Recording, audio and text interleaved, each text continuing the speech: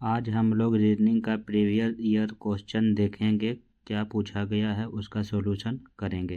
तो चलिए शुरू करते हैं। इसमें पहला क्वेश्चन है, उस सेट का चयन करें जिसमें संख्याएं उसी तरह से संबंधित है जैसे निम्नलिखित सेटों की संख्याएं हैं।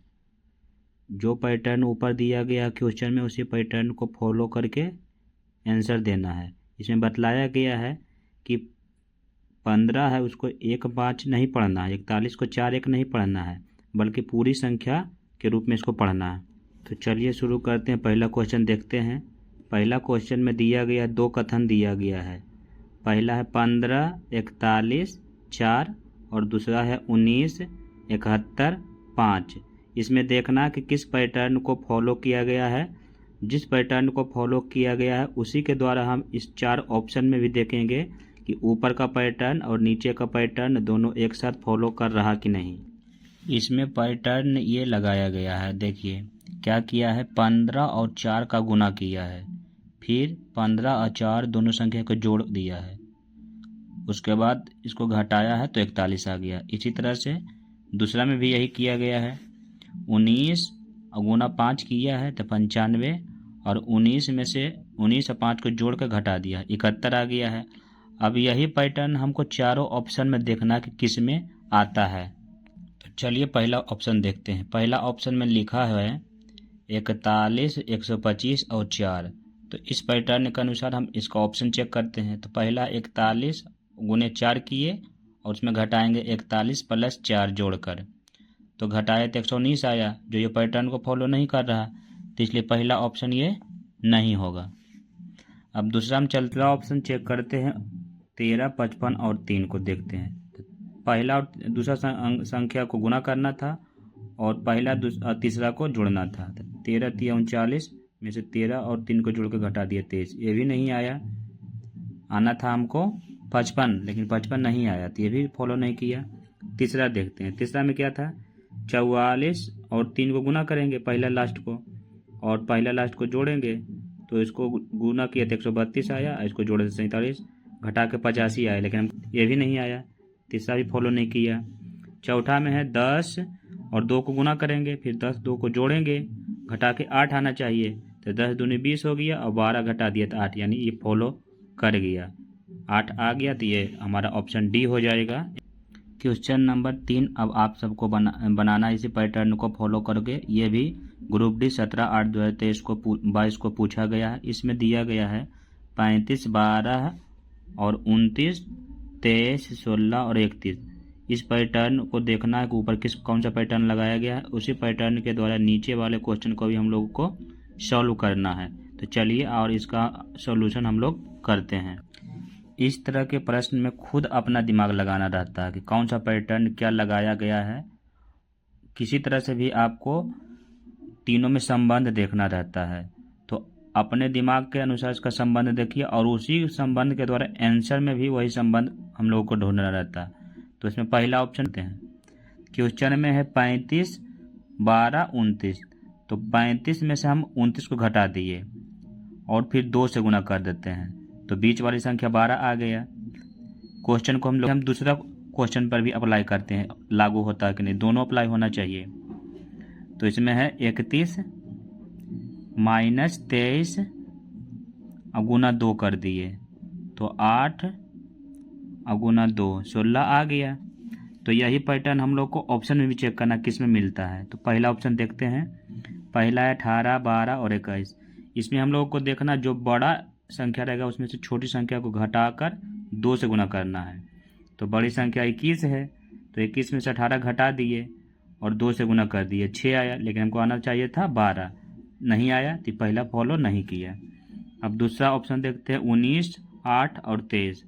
बड़ी संख्या में से छोटी संख्या को घटाएंगे, तो बड़ी संख्या है 23, तो 23 में से 19 को घटा दिए और 2 से गुना किए, आना हमको 8, इसमें 8 आ गया, यानी ये हमारा अनुसरण कर रहा है।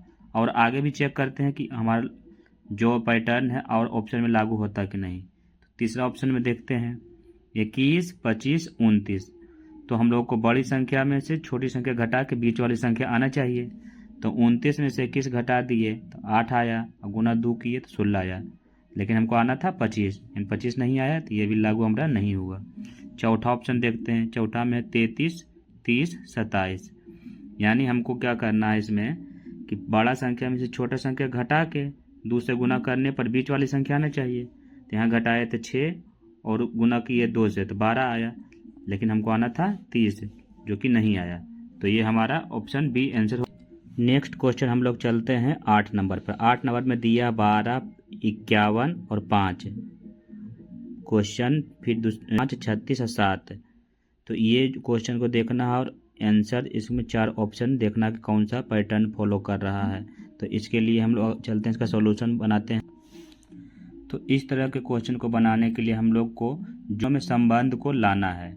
जो दिया हुआ पहला और दूसरा दोनों अलग अलग है, दिया हुआ दोनों में संबंध लाकर ही क्वेश्चन का आंसर मिलाएंगे। तो पहला देखते हैं डाटा हम लोग क्या दिया। 12 दिया है, 51 दिया है और 5। इसमें संबंध बनाना चाहते हैं। मान लो अगर पहला और तीसरा संख्या को जोड़ दें और 3 से गुना कर दें तो क्या 12, 5, 17 और गुना 3, 51 आ गया।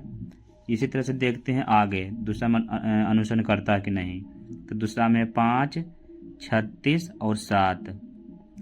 तो पहला और तीसरा को जोड़ देते हैं। 5 + 7 12 हो गया और गुना कर दिए 3 हो गया 36।